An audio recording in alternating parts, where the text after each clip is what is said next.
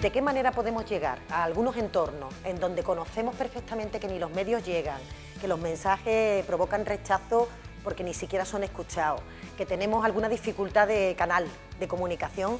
Bueno, pues se nos ocurrió, ¿no?, el que vosotros nos lo contéis. Me interesa hablar de ciencia, hablar de cultura, hablar de problemas medioambientales. Creo que cuando se habla de juventud se habla de un saco vacío, una idea, pero evidentemente dentro hay millones de saquitos y creo que no se está llegando. Creo que hay un mensaje, hay un muro que el mensaje choca y automáticamente desaparece, no llega. Siendo cada joven un mundo distinto, hay una serie de elementos comunes que sí creo yo que requieren de un abordaje como grupo, ¿no?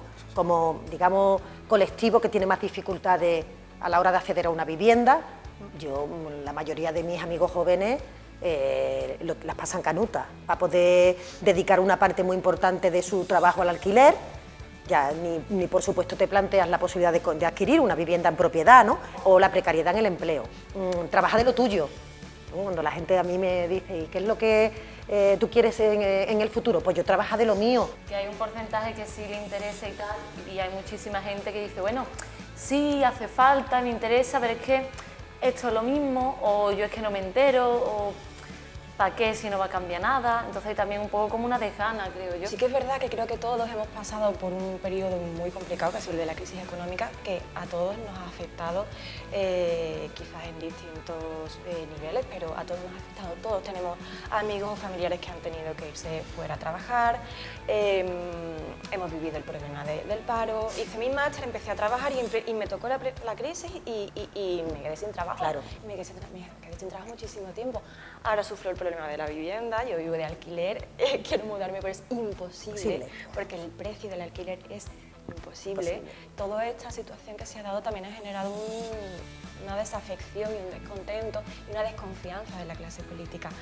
Y ha calado mucho el discurso populista de todos los políticos son iguales, nos roban, que es muy peligroso, por otra parte, porque estamos viendo los resultados que son los auges de los movimientos de extrema derecha que se están dando en toda Europa y Latinoamérica. Pero por otra parte sí que hay cierta responsabilidad también de la clase política, creo yo, de que llegó un momento en que se alejó mucho de la vida real de las personas. Sí. Yo creo que además realmente ha habido una falta de respuesta desde la política a los problemas de la gente. Yo creo que la gente con razón ha sentido como que la política, como si fuera un ente abstracto, cuando somos personas, cuando somos partidos, cuando somos programas, que hacemos una oferta a los ciudadanos, como si se hubieran dedicado pues a teorizar de la crisis, pero no a darle una respuesta poniendo a la gente en el centro del debate, ¿no? A pesar de eso, cuando yo hablo con la gente que tiene 20 y tantos años, a lo mejor como tú, nunca ha habido más inquietud por los temas y más conocimiento de los temas que los que tiene ahora la gente está súper informada. Todos estamos en contacto diario con desinformación más que información y con eso juegan todos los partidos políticos, todos los partidos políticos. Entonces nosotros en ese caso somos los conejillos de India. Debido a toda esa información no tienen nada claro. O sea, yo tenía muchos amigos que me dicen, es que yo quiero ir a votar, pero es que no sé. Es que no, claro. Claro, que desde la juventud no sentimos que haya realmente un segmento político que nos represente, porque somos un grupo muy heterogéneo, muy amplio. Si metemos en el mismo saco a personas de, no sé, 37, 21, pues mis inquietudes no son las mismas, yo no me he tenido que enfrentar de momento al panorama laboral, pero sí que, por ejemplo, en el tema de la educación me empiezo a encontrar con las trabas y siento que no se me da respuesta, que la educación, lo que comentábamos, es cada vez más elitista, o tienes dinero para pagarte la universidad, o bien tienes un coeficiente intelectual que te permite sacar un 10 de media. Lo que quieres son respuestas directas, no te interesa a lo mejor leerte todo el programa electoral, sino saber que el año que viene vas a poder estudiar. Los partidos políticos, o al menos en mi visión, se han dedicado más a decir tú lo haces peor, tú haces esto mal, que realmente a ofrecer, a indicar qué es lo que yo voy a hacer. Si volvemos a las últimas elecciones en Andalucía, creo que el margen de edad que menos ha votado son los jóvenes. Yo he sido una persona que ha participado pues, del cambio de mi barrio, o de mi facultad, o mi instituto, ¿no? Eso de que tú tienes ahí como un gusanillo que siempre te lleva a que a que te sientes interpelado y dices, pues esto no funciona, pues ¿por qué no nos juntamos y hacemos que funcione? Algo muy normal y muy natural. Y es verdad que a la gente probablemente el tono político, los códigos políticos de cómo nos hablamos entre los diferentes adversarios políticos, tira un poco para atrás, ¿no? Como que la gente piensa que todo es como una obra representada, es algo así, y que nada tiene que ver con tu día a día, con tus problemas cotidianos, y que se está hablando de otra cosa menos de ti, de todo menos de ti, ¿no? Esta es un poco la sensación que yo saco cuando la gente me dice que los políticos están en sus cosas. Hay jóvenes que llegan a odiarse únicamente por diferentes ideologías políticas. Se supone que la política está para que todo el conjunto llegue a buen puerto. Si los jóvenes desde la base empiezan a odiarse, empezamos muy mal. Y ahí no hay. ¿Y tú crees ahora, Ángel, que hay más cultura política entre cultura? No me refiero partidista, porque uno puede ser muy interesado, estar muy pendiente de lo que ocurre en la vida pública, en la vida política, en la actualidad informativa, en lo que pasa, y sin embargo definirte, y eso ocurre en mucha gente, en que no me gusta la política. Me encanta saber lo que pasa en el mundo, me encanta poder dar un paso para cambiar mi instituto, me encanta ir a una manifestación del 8M, pero de política no. Hay como ¿no lo veis vosotros? Como una diferencia entre partidos y participación política. Creo que el problema está en cómo evoluciona la sociedad, cómo la política también evoluciona, pero evoluciona de manera independiente. O sea, la política es como un animal que va evolucionando, la sociedad es otro animal y cada vez está mucho menos relacionada. Curioso, ¿no? Porque cuando una... Se supone que depende directamente de otra. Vamos, es parte.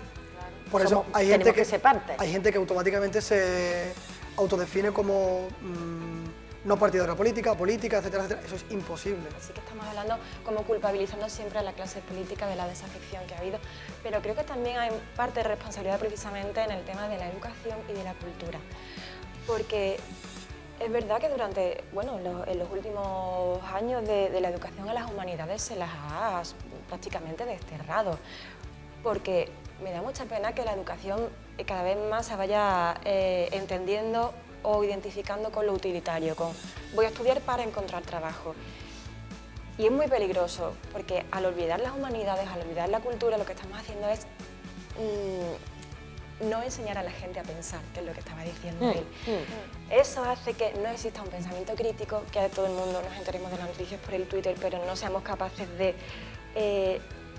tener un sentido crítico sobre un discurso, de creernos quizás todo esto de las fake news ahora, de creernos lo primero que leemos. O sea, es muy importante la educación, la cultura, y no la cultura como muchas veces se entiende como entretenimiento. No, la cultura no es entretenimiento.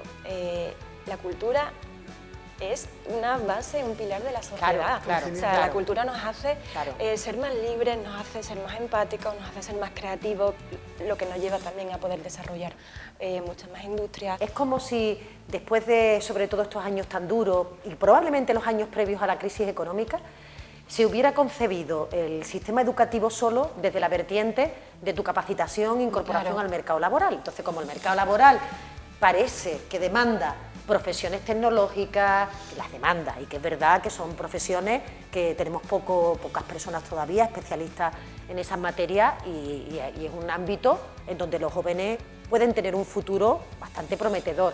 Pero es verdad que como que empezamos ya desde esa concepción de la educación a, de alguna manera, mecanizar, ¿no?, los comportamientos sociales. No, quiero entrar ya de lleno.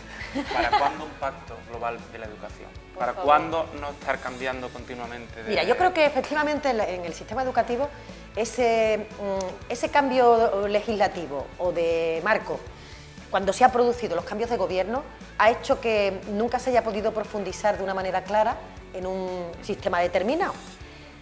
Pero es que la educación tiene mucho también de tu concepto de sociedad. El problema que hay con la educación y los pactos educativos es que cuando tú pones encima de la mesa en qué consiste el pacto, cuando pones el desplegable de las diferentes cartas que acompañarían a ese pacto, habitualmente se producen diferencias de fondo con otras formaciones políticas, porque se interpreta el sistema educativo de una manera distinta.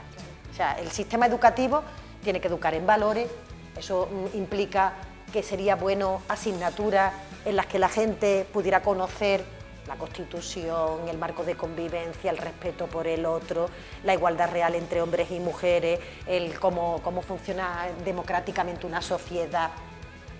Inmediatamente eso se tacha de adoctrinamiento político. Yo creo que no entendemos que educación no es que los niños lleguen al colegio y aprendan matemáticas, ciencias sociales y lengua, es que aprendan a pensar, a que se cuestionen, claro. Y desde ese momento, luego cuando llegamos a la edad adulta y tenemos 18 años, no nos sentimos interpelados por la política, porque hasta ese momento hemos vivido en una burbuja en la cual mi objetivo era aprobar las asignaturas en junio. Si nos da pie a que dure 10 años, no podemos ver cómo ha evolucionado. Si las leyes de educación cambian cada 4, 5, 6 años, tenemos en cuenta que, por ejemplo, en la educación primaria son 6 años, si yo cambio cada 4 es que ni siquiera han acabado, ni siquiera estamos viendo qué resultados tienen antes de decir que ya no funciona o que no quiero que sea así. No tenemos ese medio a largo plazo. Que hay muchos elementos del sistema educativo que podrían intentar un pacto de la mayoría de las formaciones políticas, al menos de las que mayoritariamente han gobernado en este país, y que permitiría al menos que en una cadencia de 10 años pudiéramos decir vamos a tirar por aquí, vamos a fortalecer el sistema educativo, vamos a intentar cubrir de 0 a 3 años o la universidad gratuita, si es que eso es un elemento real que hace que los chavales que no tienen recursos abandonen el sistema educativo, y vamos a estudiar qué papel juega cada disciplina en el conjunto de la sociedad. Como tanto desde el gobierno central como de las comunidades, muchas veces la cultura se deja como algo, como lo último, ¿no? Como si fuera lo menos importante, como bueno, es el ocio exactamente, o un privilegio, o como algo entretenimiento, algo prescindible, exactamente. Eso me parece terrible porque, bueno, como he dicho antes, la cultura, si queremos una sociedad que tenga un pensamiento crítico, que avance, que se pueda identificar, que pueda entender, es necesaria la cultura. Yo tengo 21 años, me encanta el cine y estoy con mi grupo de amigas que estudiamos comunicación audiovisual intentando pillar a la que podemos un sorteo de algún cine de Madrid para poder ir. Entonces, claro, si a nosotros no se nos ponen facilidades para poder participar en la cultura y ser parte de esa sociedad tan viva, a alguien que no se siente directamente a lo mejor apelado por la cultura, pues a lo mejor cualquier otro estudiante, dice, bueno, es muy caro, paso. Si nosotros queremos ofrecer a los jóvenes alternativas de ocio, alternativas que sean algo más que beber, que no tiene por qué ser algo malo, todos sí, con moderación nos todo. gusta también Claro. beber y discoteca, pero si queremos plantearle otras alternativas culturales, ir al teatro, ir al cine, ir a un concierto, leer libros, consumir música, o por ejemplo, como digo ahora, los juegos de mesa, ¿se plantea bajar a esos productos el IVA? Mira, fíjate tú que a mí me parece muy interesante que tú lo abras a claro, otros entornos, ¿no? Donde previamente no lo hemos mirado. Porque lo tradicional, pues, más o menos se tiene... sí, el cine, por ejemplo, era obvio. Otra cosa distinta es que tú bajas el IVA y no necesariamente al consumidor. Sí. Y al final hay muy pocos cines que han bajado la entrada, con lo cual ahora tienes que perseguir que llegue al consumidor final, porque si no llega... Pero yo sí creo que habría que hacer una revisión general de cuáles son los elementos que en este momento tienen un problema de consumo, que no todos son por eso, porque el precio es excesivo, o segmentarlo por población. A lo mejor la gente joven tiene que tener una preferencia, pero yo creo que hay que apostar por bajar el IVA cultural, saber exactamente en dónde y ampliarlo a los productos que creamos, que crean más conciencias libres y por otra parte que estén en este momento con más dificultad de consumo. Hemos hablado del ocio y de la cultura que tienen barreras realmente para que la gente joven pueda un sábado por la tarde gastarte 20 euros, ¿no? 20 euros lo que sea, entre que sale, entre que vas al cine o que vas al teatro. Me interesa mucho el planteamiento de cómo la gente vive el mundo de libertad en este momento en vuestras conversaciones cotidianas, porque se dice, la gente joven vota Vox porque Vox en este momento es el proyecto revolucionario. Tiene un marketing político. Y yo digo, espectacular. revolucionario es votar al PSOE, o sea, revolucionario, claro, revolucionario es decir, oiga, que el reparto del crecimiento económico tiene que llegar a toda la familia, oiga, que tenemos que tolerar y tenemos que ser inclusivos sin meterte o sin importarte si esta persona hace su vida afectiva con un chico, con una chica o con quien le dé la gana, oiga, que tenemos que perseguir una sociedad más abierta, en donde el pensamiento discurra, sea libre. Claro, eso para mí es revolucionario, pero votar a Vox, que quiere un arma para cada persona, o que quiere que los inmigrantes se vayan a su casa, ¿cómo se puede interpretar revolucionario? Vox dice, esto sí, esto no. El resto de sistemas políticos es como, esto quizás, esto no me convence. Pero porque la realidad es compleja, ¿no? La realidad es compleja, pues entonces la calidad de voto, evidentemente, si yo sé que este partido político va a desprestigiar o va a no utilizar esto, como por ejemplo lo que acabas de comentar de unión libre, por favor libre, entre personas del mismo sexo, no estamos a favor. Personas que piensen lo mismo pues se van a ir. ¿Por qué? Porque ya hay una similitud en cuanto a conocimiento. Pero porque tú crees que en este momento nosotros, cuando llegamos a la gente joven, la gente prefiere un mensaje descodificado, sí, directo y simple que complejo que la complejidad real que tiene la vida. Sí. Porque, claro, todo es mucho más complejo que 4 caracteres, ¿no? Sí, pero yo creo que más que simple, lo que se quiere es claridad. Directo, se puede se puede dar un mensaje complejo, si el tema lo requiere, sí, siendo claro, sí, y no siendo ambiguo. Sí. Yo creo que hay muchísimo miedo al futuro y sobre todo este tipo de discursos de la extrema derecha están basados en el miedo y en las emociones de la gente. Al final cogen, ha habido una revolución por parte del feminismo, de la lucha de las personas, y realmente lo que quieren es deslegitimar ese discurso. Van en contra de las mujeres, van en contra de los inmigrantes, van en contra de todos esos colectivos que históricamente hemos estado oprimidos, que hemos dicho basta, se acabó, salimos a la calle, llenamos todas las capitales de España, todas las ciudades de España. Y lo que han hecho ese grupo, para mí, Vox, es representar a esas personas a las cuales están viendo que se les están quitando privilegios, porque al final es miedo, o sea, es una respuesta a la revolución. Sí. Representan ese colectivo que ven que me están quitando privilegios, y yo creo que no hay nada que provoque más que decir, hemos despertado, tomamos fuerza, porque, bueno, no hemos despertado, porque yo creo que llevan luchando muchas personas antes que nosotros, y si mirándolo de otra manera, incluso no puede ser interpelado como algo positivo, ¿no? Bueno, hay un grupo que positivo entre comillas por darle un valor, ¿no? Sí, pero hay un grupo que realmente está viendo que está perdiendo sus privilegios y que está reaccionando en contra de eso. Pero yo creo que ante eso no tenemos que achacarnos ni que echar balones fuera, sino seguir trabajando desde nuestras perspectivas y desde nuestros distintos puntos, desde la cultura, desde el tema del feminismo, desde todas esas problemáticas que tienen un valor histórico, y no pararnos, y sobre todo entender que grupos como Vox, que la extrema derecha esté despuntando en Europa, en España, en Latinoamérica, realmente es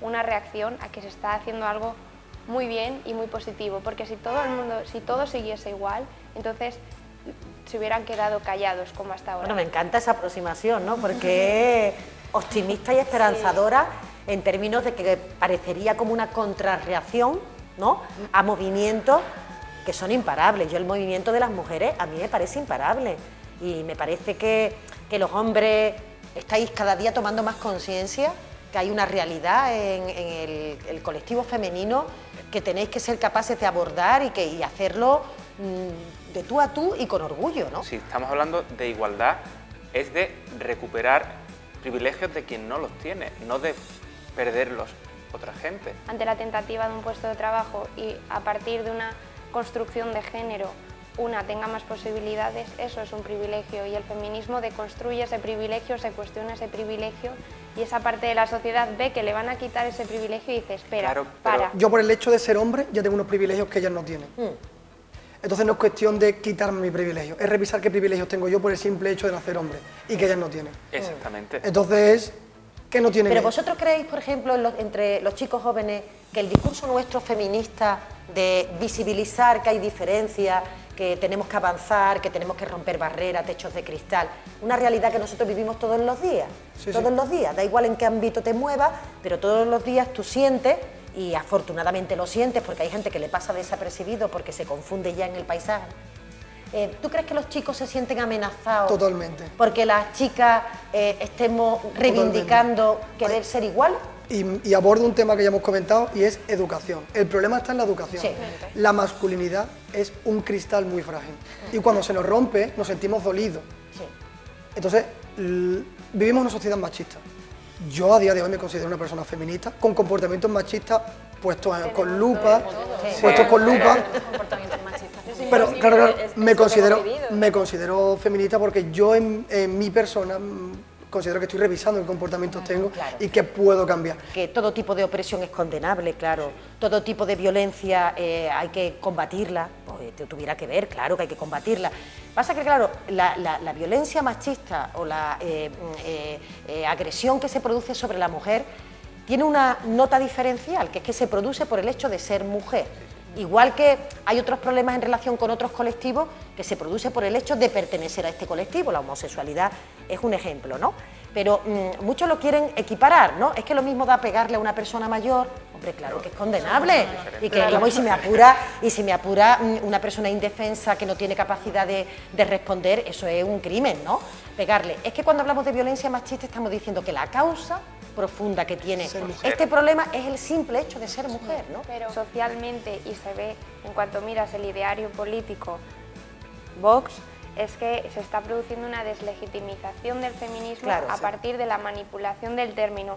De repente que te encuentres con un programa político en el cual se quiere abogar por derogar la ley de violencia de género y que haya un sector de la población que apoye eso porque se considera que ya no es necesario, que hemos alcanzado todo, realmente a mí como feminista me llega a decir, oye, pero ¿qué estamos haciendo mal para que se sienta que incluso las propias mujeres que van a vivir o que viven en sus carnes lo que es la desigualdad laboral, estudiantil, haya partidos políticos que cojan el feminismo, le den la vuelta y hagan ver que por el hecho de que en sus filas haya un 50% de mujeres feministas, eso ya le hace feminista, sin cuestionarse cuáles son las ideas, es un fraude, aparte de que me preocupa muchísimo como mujer este rechazo que hay ahora mismo al feminismo, considerándose que ya se ha conseguido todo, cuando realmente ahora lo fuerte es actuar sobre algo intangible, que probablemente no coseche votos,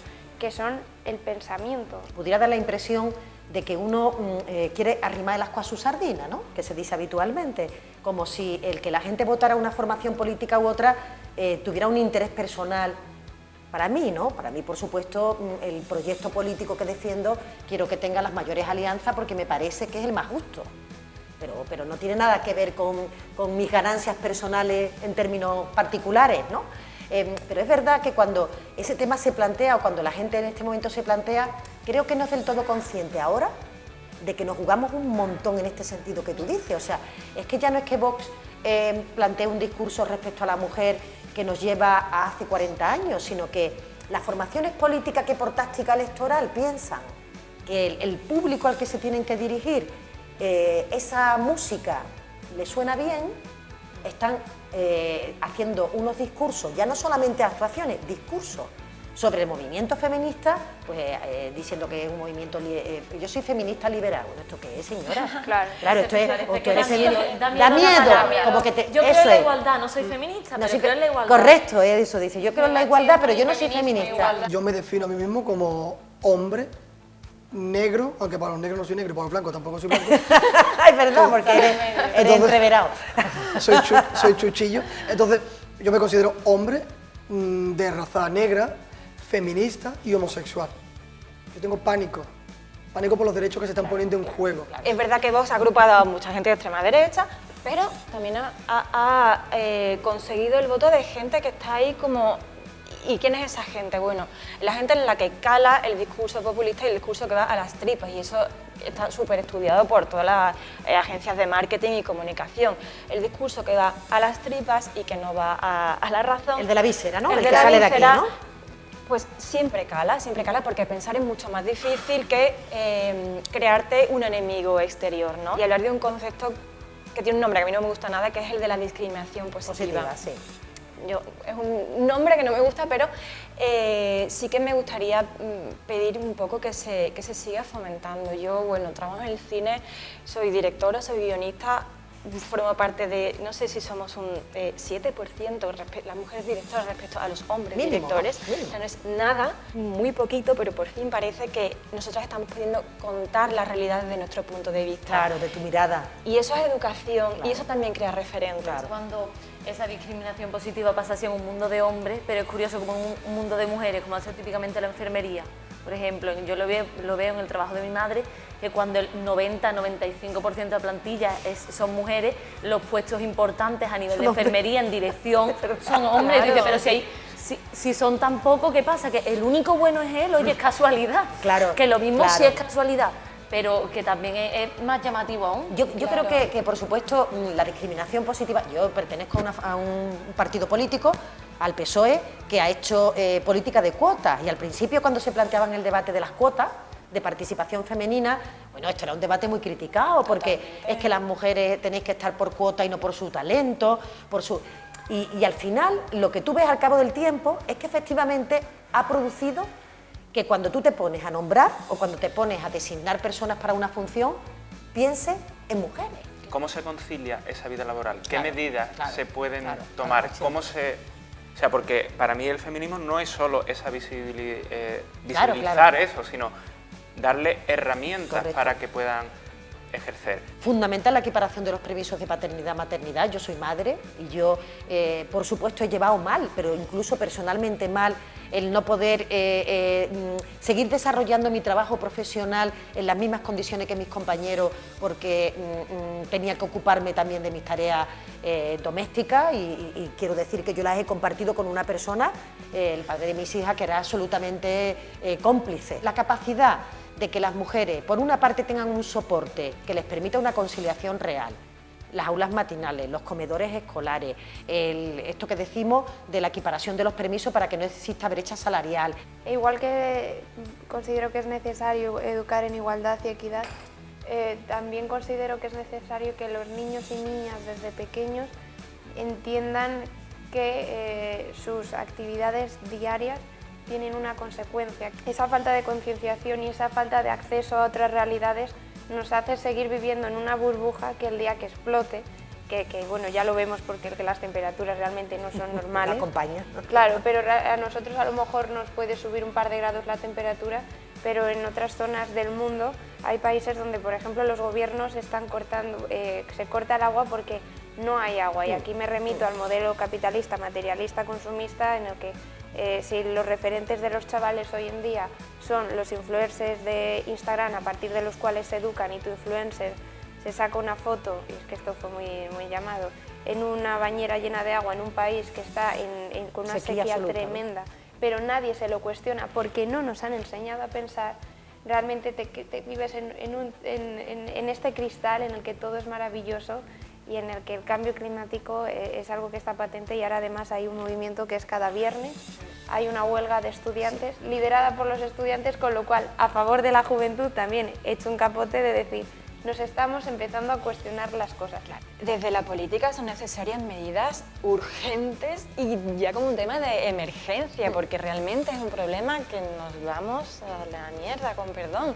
O sea, son necesarias medidas, eso, y tomarlo realmente como un asunto de emergencia y además de consenso. Invirtamos en investigación y en ciencia, Claro. o sea, es Esa súper era una de las importante, partes claro. que iba a decir. Lo que ya he dicho de educación, lleva otra razón, sin educación no vamos a ningún sitio, pero creo que también entran más elementos a considerar, desde incentivos a industria, desde favorecer que se usen energías más limpias. Nosotros podemos reciclar todo lo que queramos y podemos hacer todo lo que esté en nuestra mano, pero muchas veces ya llega un punto que no es de una persona individual, es del gobierno, es de todos los países, es de las empresas.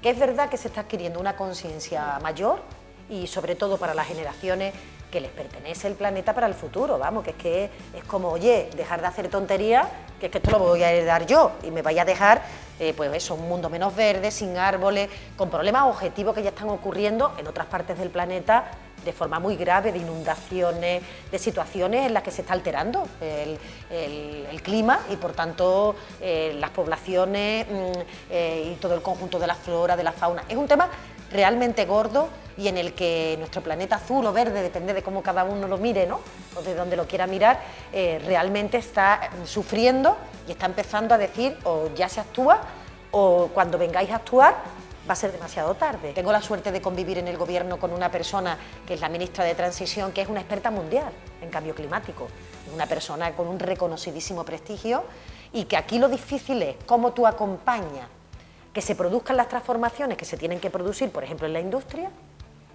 que eso sea compatible con que no se pierdan puestos de trabajo que evidentemente afectan a las personas, pero que tenga una mirada en el medio plazo que permita que cuando dentro de 10 años veamos cómo está España, pues a lo mejor está en situación más competitiva de lo que está ahora, porque hace de esto una oportunidad. ¿Cuál es el planteamiento energético que se tiene a medio y largo plazo? Bueno, básicamente el que tú comentabas, ¿no? El que se vaya abandonando cada vez más las energías que vienen de combustibles fósiles y que esto vaya siendo residual y que apostemos por una energía renovable donde la fotovoltaica tiene una parte importante. ¿Por qué las empresas privadas no invierten en ciencia? ¿Se plantea algún tipo de incentivo a esas empresas para que también apoyen la investigación? Claro, un poco esa es la fórmula, ¿no? Para el cambio climático tendríamos que trabajar sobre los comportamientos individuales, claro, los comportamientos individuales son fundamentales para que los hábitos de consumo progresivamente vayan variando, pero fundamental acompañar esa transición justa, que le llamamos nosotros, que significa cómo el modelo productivo incorpora como oportunidades elementos de abaratamiento de la energía, que las energías renovables, alguna gente puede pensar que son energías caras, todo lo contrario, son energías baratas, que pueden tener una repercusión en eficiencia mucho más importante que las tradicionales. ¿Cómo hacemos incentivos para que las empresas incorporen procesos energéticos que sean realmente modernos? ¿Cómo somos capaces de cambiar, digamos que nuestro paisaje industrial? ¿Qué dificultades nos encontramos al volver? Yo creo que la pregunta tenemos que hacerla. Es muy sencillo. Tenemos que hacerla en esos términos, estabilidad. ¿no? Estabilidad. O sea, volver desde fuera es garantizar que en salario vas a tener menos de la mitad de lo que cobras fuera y además sin ningún tipo de estabilidad. En mi caso, para 2 años. Entonces, yo no puedo dedicarme al 100% a hacer ciencia productiva si sé que tengo que tener un ojo pensando en que tengo que buscar otro proyecto porque se me acaba. Creo que es un error grave en España que yo me haya formado con becas españolas, estudié la carrera con becas, que yo haya conseguido mi formación doctoral a través de una beca también del Ministerio y que cuando estoy a la hora de producir me tenga que ir fuera. Es que desde el punto de vista de la economía es una pérdida. ¿Cuál es la apuesta por la ciencia en ese sentido? ¿Subir el PIB, por ejemplo? Sí, pasa desde desburocratizar el sistema de ciencia, o sea, tenemos que ser capaces de que el dinero que hay se pueda emplear para esos fines y que no se pierda en la maraña burocrática, que en este país tiene mucho peso. Pasa por dedicar más recursos a la ciencia y en ese sentido destinar mayor porcentaje del gasto público. Esto no tiene mucha más ciencia que esta. Y en tercer lugar, ser capaces de darle un horizonte cierto al profesional investigador, una carrera, un trabajo que te permita saber que en el futuro vas a poder vivir de esto. El problema en sí está que tenemos muy buena materia prima, pero el fallo está en el reconocimiento. Tenemos materia prima, no hay reconocimiento. La gran mayoría de los investigadores y de las investigadoras pues trabajan como ayudantes.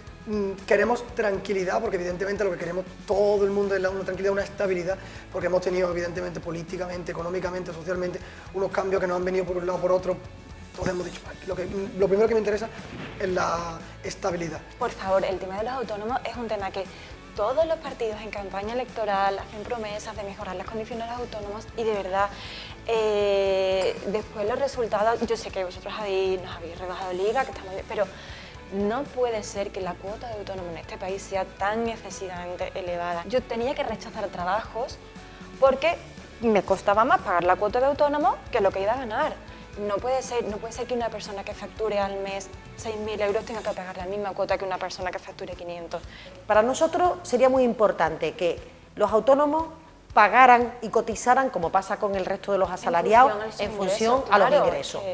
Porque está una realidad del autónomo que la cuota no le compensa para las ganancias que tiene y dice, yo para esto, además de porque muchas veces son falsos autónomos, es decir, que el empresario te dice, tú darte de alta de autónomo, pagas tu autónomo y tal, y que yo te contrato los servicios, con lo cual le sale más barato que tenerte a ti en plantilla, y eso también hay que descubrirlo con la inspección de trabajo, porque eso es un fraude laboral.